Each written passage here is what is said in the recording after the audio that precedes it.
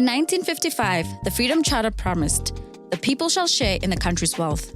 But 70 years later, South Africa is still one of the most unequal countries in the world, with the second highest unemployment rate after Eswatini. The mines keep digging, the banks keep growing, but for who? On today's episode on We Should Be Writing, we'll dig deep into the question, who owns the wealth of South Africa? We'll explore who really controls our lands, our mines, our banks, and whether ordinary people are truly seeing the wealth that was promised. From the dusty gold mines of Gauteng to the busy streets of our townships, is the dream of economic freedom still alive, or is it just another broken promise? What can we do? Only money that I want. I'm Bontle Malowa. I'm Makhutle. Who owns the wealth in South Africa? Here comes the money. Here we go. That's the big question, isn't it? Who owns the wealth? It doesn't just come from some academic analysis of the Freedom Charter. It's the reality we live in every day. We see it in our taxi queues, the state of our public hospitals, the financial struggles of our parents. It's an issue that feels more critical now more than ever. Absolutely. We've all heard the stats and we really need to unpack them. The World Bank released a report a few years ago that really was like a wake-up call for me that officially declared South Africa the most unequal country in the world. And they didn't just look at income, they also looked at our wealth. That's a key distinction. Income in South Africa is what you earn, but wealth is what you own, your assets, your property, and your shares. And the report also had some incredible numbers. The top 10% of South Africans own about 86% of all the wealth in the country. Let me say that again for our listeners. 10% of the population owns 86% of the wealth. That's wild, and it gets more complex, Kat, because a different study reveals like approximately 3,500 individuals actually hold the country's net worth, and that's more than 90% of it being combined. Basically, it's like a pyramid scheme. The only person who gets the money is the person at the top, and the rest of us at the bottom get nothing. And I don't think this is by accident. I think it's a direct result of our history. When you talk about apartheid and the 1913 Land Act, we're not just talking about old laws. We're talking about policies that systematically locked Black South Africans out of the economy, out of land ownership, and out of building generational wealth. Dude, that's crazy. And when we look at our history, two industries stand out as the center of this whole story. And that's our mines and our banks. Over a century, the mining industry has been an engineer of the South African economy. But at what cost? Singing and picketing outside the honestly Andaluside mine in Seworong to demand a higher salary. The workers are demanding a 12.5% salary increase, while the employer is offering 6.5%. The workers also want a monthly allowance of 7,000 rand for a 7-day mine week known as full calendar operations. The employer wants the amount to remain at the current 2,500 rand per month. The mine has been operating in the area since the 1960s and has over 100 permanent workers. Workers Union Giusa says the mine is making a good profit, but is not willing to remunerate the workers fairly. We have tabled the demands. Initially they were the proposal, but they have reached a stage where they become demands after we have deadlocked at the CCMA. We are demanding a job grading process for employees that are in the mining, are working in the mining, for a fair remuneration decisions, because currently where we are struggling because we realize that those who are working in the mine, they are just remunerated based on a favor. Some of the striking workers say they demand a living wage because they are impacted by the high cost of living. Since I was working here from 2010, and then we earning low money, so our money, our basic is not reached at 10,000. At least if you can get the basic salary of 10,000, I think it's gonna manage us for the children to go to school and then whatever that you wanted. Because nowadays those children, they're having a lot of demand. We need a 12% increase in contops allowance and night shift allowance and housing allowance and etc. until we everything is done. The Emirates Mining Company that owns the honestly Andaluside mine was conducted for a comment but had not yet responded. The workers have vowed to continue with the strike until their demands are met. I'm Koke Chomotau, SABC News, Penge. Exploitation of mine workers is actually quite legendary, Bontle. Remember the Mines and Works Act of 1911? It literally excluded black people from skilled jobs in the mines. So you had an entire industry built on keeping wages as low as possible for marginalized workers. And while things may have changed on paper, the oppressive legacy is still there. I agree. The Minerals Council will tell you that mine workers are some of the best paid industrial workers in the country, and the wages are rising. But if we dig into the numbers, you'll find that there's a massive wage gap. The average wage is about 15,000 Rand, and the medium wage for a typical worker is under 6,000 Rand. The gap tells you the real story. The cost of living in our nation is too high. Everything is more expensive than it was before. However, taxes go up, meaning government is taking more from the working class. There is no incentive for growth. There are no jobs. Families are being burdened by unemployed graduates that they must feed. The situation is very bad. We must do something. Exactly, Bontle. It shows you that a few people are earning big bucks while the majority are still earning low wages. It's the same story with our banks, another major pillar of our economy. We've got 4 or 5 big banks that dominate the entire financial sector, holding nearly 80% of all the assets. And the ownership of these banks is a fascinating mix. For example, a huge part of Standard Bank is owned by a major Chinese bank. And also Nedbank has the biggest chunk owned by the Government Employment Pension Fund. Dude, when I saw this, I was like, whoa. I remember, Horman, there's a Chinese bank in Sensen, right front opposite to Investec. Yeah. And I found out, I did some digging, and this bank isn't retailed for ordinary South Africans. Really? Yeah. So who is it retailed for? It's for them, for business. It's not for us. That's quite strange. That's actually quite strange, because what do you mean you have a Chinese bank in South Africa that only caters to Chinese people? Literally. Nah. So the public's money, the savings of teachers and nurses and cops, is being invested in a system that perpetuates this very inequality. So when you ask who owns the banks, the answer isn't quite simple. It's a complex web of global capital and domestic institutions, including our very own. Yeah, and the ultimate consequences of all of this, we see it every day, the staggering unemployment. We're talking about over 33.2% overall unemployment. That's a staggering 44% of the youth. That's literally half of our age group. Unemployment has also ticked up in the South African economy, and Stats SA says that the number of unemployed persons grew by 140,000 to a whopping 8.4 million, while of course the number of employed persons increased by 19,000 to 16.8 million. Bongiwe Mbonge is a partner at Foviz Mazars Institute of Development, joins us now to further unpack this. Thank you very much. We are in this position because we are not growing as fast as what we need as a South African economy.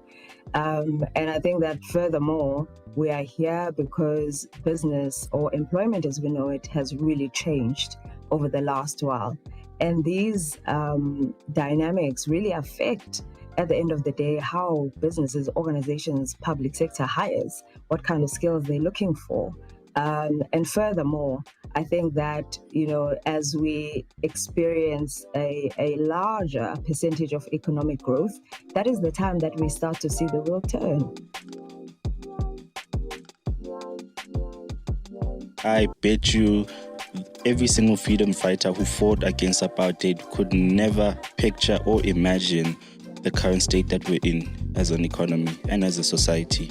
And it's a vicious cycle. Research shows that unemployment is the single biggest driver of income inequality in this country. It's a perfect storm where the lack of jobs fuels the inequality, and the inequality makes it harder to create jobs.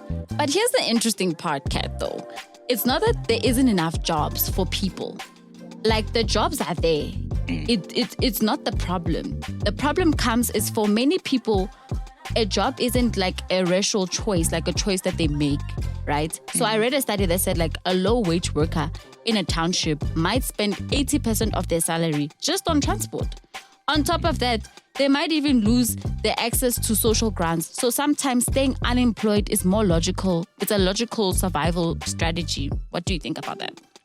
Hi, I need a job and I see you're hiring. Yeah, do you have any experience? Oh, no, I just graduated. Sorry, can't help you. What do you mean? You need experience. But I need a job to get experience. No, you need experience to get a job. That's why I'm here. We have jobs here, not experience. Then where do I get the experience? Go work and you'll get it. How much experience do I need? 10 years. This is an entry-level position, right? Yes, you may enter after working for 10 years. I'm 19 years old. Was I meant to be working? I'm 50-50 on it because there are some issues in terms of people who stay in townships. I get it that a lot of them do spend 50%, well, 80% of the salary on transport. I mean, that's largely due to the fact that townships, the way they were built and designed by the apartheid government, it was to perpetuate that inequality. It was to make sure that they're far away from central business districts. So on one hand, it might be a logical survival strategy to remain unemployed because the government will also has all these programs like SASA, the 350 grant, and all these different programs that might support you, but you don't really have access to them unless you're unemployed. Whereas on the other hand, if you are employed, the cost of living is so high. You have all these people earning checks month to month, but at the same time, groceries are still high, petrol is still high, electricity, water, maintenance of property. It's all these little issues that just make it difficult for like an average middle-class person to continue paying for. I mean, that's why they say that there's an invisible middle class. I mean, it's really underrepresented. I mean, it's either you have to be super, super poor to get some of the support that you need. Sometimes that's not even a guarantee. Even when you're super, super wealthy, there's still some issues in terms of being taxed high numbers and so on. But like, I don't know, dude, like, because it just sounds like we're completely dependent on our taxpayers. Because you're telling me 350 can buy groceries. It cannot. 350 it buys you what? Roll on, kota, maybe fish oil. Yeah. And 2 kg rice. You see what I mean? Like, I don't think 350 it has the same value as like 3-4 years ago. No, I don't think so. But honestly, throughout all of this, I think in South Africa, the human spirit is quite powerful. I mean, we see it every day in the streets with young people starting their own businesses, whether it's a spaza shop or pop-up barbers at the corners in your townships. They're not waiting for the system to save them. They're creating their own livelihoods. I mean, we have so many of our youth, young men, who go day by day, and every single morning they wake up and go to the corner to gamble, whether badlala dice or they play cards. Some guys will wake up with 21 in their pocket. By the time the day ends, they have about 500 just from gambling alone, which is another huge issue, but we won't get into that in this episode. So I think the key is to bridge the gap and connect this vibrant informal economy with the formal one. They are just in it for it, but they are tired, Shem. They don't know what's going to happen tomorrow. They left everything in God's hands. They are not in control. But like, what's the solution? Because like, we have more BE land reforms. They're all designed for like good intentions, but they're not actually really fixing the problem. In some cases, they're actually designed for the new elite, the tenderpreneurs. Yeah.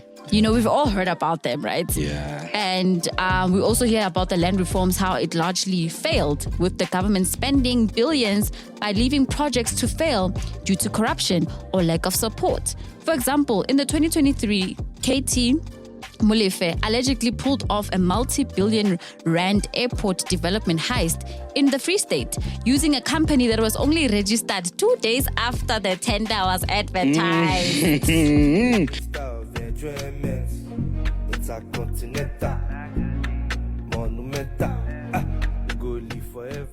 Yeah, but you know, my issue with that KT situation, it's one of those cases that are massively publicized, but I bet you he's one of thousands of tenderpreneurs who's done the same thing. That's why he felt comfortable with doing it. I mean, our law system does not follow up with these cases, and also just the access to these tenders.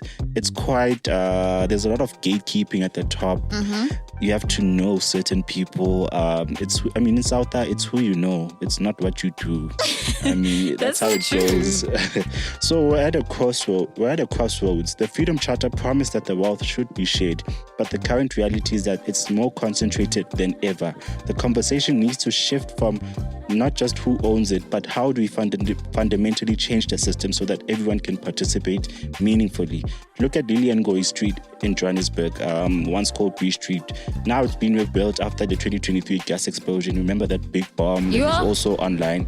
So phase 1 of this project cost 82 million rand out of a total of 192 million rand budget, with the new road now paved in durable bricks and fitted with new safety systems. Phase 2 of this project will take another 110 million rand for sidewalks, traffic lights, and trader facilities. I mean, before we even go on, the trader facilities is also another hot topic because we have an illegal immigration crisis, right? Yes. And most of the people who trade are people from foreign countries, whereas our locals, they're not really known to be big into that space. So that's also going to cause another layer of issues. So when B Street opened, South Africans celebrated, commuters cheered as taxis drove through, businesses breathed a sigh of relief that finally the street is reopened after a couple of years of losing customers. And residents also saw a new hope in the new paving. But alongside that joy, there's a deeper question. Why do we only see investment in people-centered infrastructure after disaster strikes? Real transformation means planning and building systems where every South African, not just a few, can benefit from the wealth of this country. For me, it's like, why use pavements then? Like, why use bricks to actually solve the problem? Yeah. And on top of that, like, you're telling me to everything there cost 192 million. And when you look at the actual street, you're like, is this really... It does not give... something that's worth 192 million. It doesn't, yeah. Doesn't. For 192 million, I'm expecting like a proper road, like not just buildings. I'm expecting like artwork, like the traffic lights that are state of the art. Like I'm expecting like top stuff. I almost said the S word, but yeah. Money is available.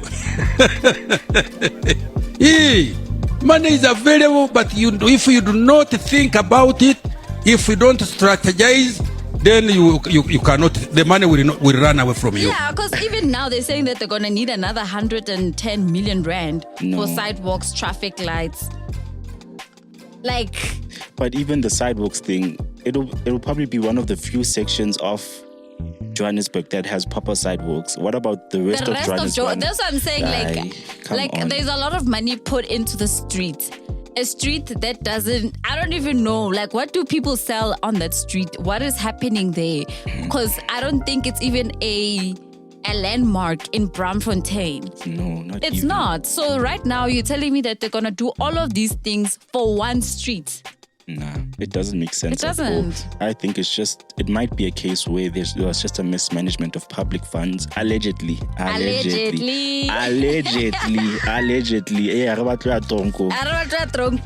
I just arrived. Is the president coming? I just arrived. Is the president coming? I just arrived. When last did you speak to him? I just arrived. When last did you speak to him? I just arrived. But it gets more deeper, actually, because the more, like you said, about management control. For sure, there are black people in the boardroom, senior leadership roles, and they have skills developments, companies that must invest in our education and training. But here's the problem. When the government keeps mismanaging money, how do we expect private sectors to actually transform, take us seriously about us trying to transform our city? From load shedding swallowing billions while the lights were going off, NSFAS blowing up 5 billion rand on dodgy payments while students were sleeping hungry. The COVID relief funds that were meant for desperate families ended up in their pockets, and for people who were elites, like elites who pocketed everything. It was a disaster during COVID. Yeah. And if you can remember, the mismanagement, it was just a waste of money, and it kills the trust, it kills opportunity, it kills the real empowerment that we're actually reaching out for. And just to add on to that note, I think now we're coming to my personal favorite, supplier development. That's the part where big companies are meant to use smaller black-owned businesses for their services. In theory, that's how you get wealth flowing from the top to the ground. And colleagues, money will come. Exactly. It's an entire system designed to create a pipeline. It was meant to be a vehicle that drives the promise of the Freedom Charter into reality. So we've looked at the history of the wealth in South Africa and discussed the complex realities of the wealth distribution and the management of public funds. And as we sign off, I think the real question isn't just who owns South Africa. Yep, it's who should own it. And more than that, what can we as individuals and as communities do to build and share the wealth that was promised in the Freedom Charter? It's easy to get lost in big policies and boardroom debates, but real empowerment often begins with a single person building a business or a community coming together in solidarity to support one another.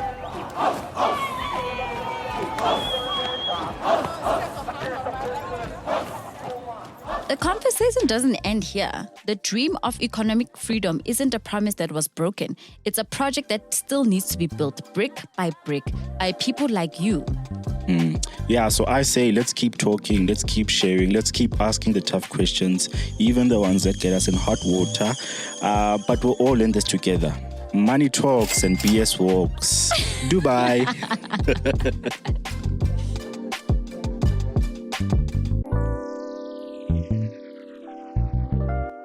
You've been listening to Who Owns the Wealth in South Africa, an episode of We Should Be Writing podcast. This podcast is a product of the Honours in Journalism and Media Studies program at the Wits Centre of Journalism in Johannesburg. Our show, hosts and producers are Bontle Malowa and Makhutle. This episode was edited by Makhutle and Bontle Malowa.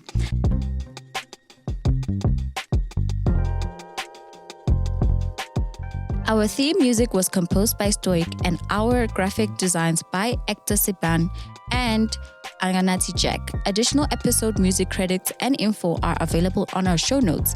On all social medias, we are at Vitsvuzela, and you can see more of our work on vitsvuzela.com.